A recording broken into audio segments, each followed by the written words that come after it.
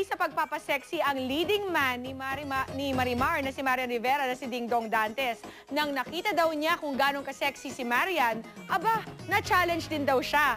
Makichika na kay Lars Santiago.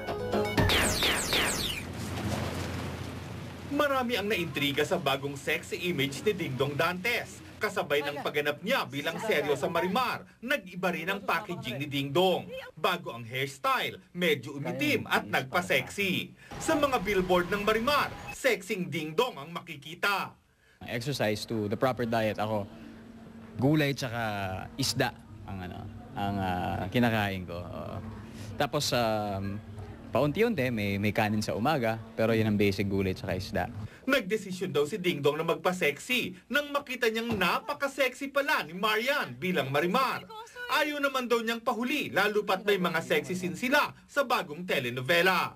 Kumbaga na-challenge because nakita ko kung gaano ka-sexy yung Marimar natin. So dapat hindi naman ako nalalayo masyado sa kanya.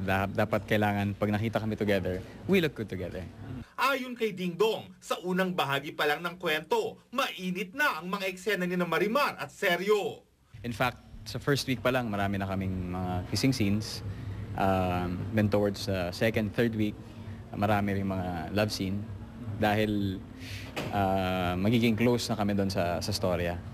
Mula sa Marimar, tila tuloy-tuloy na ang pagpapasexy ni Dingdong. Katatapos lang mag-pictorial ni Dingdong para sa September issue ng isang glossy magazine. At dito, walang takot niyang ipapakita ang kanyang kaseksihan.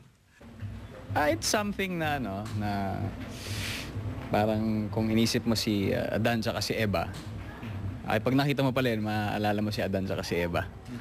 Parang gano'n. O kaya si Malakas at tsaka si Maganda. Lars Santiago, updated sa Showbiz happening.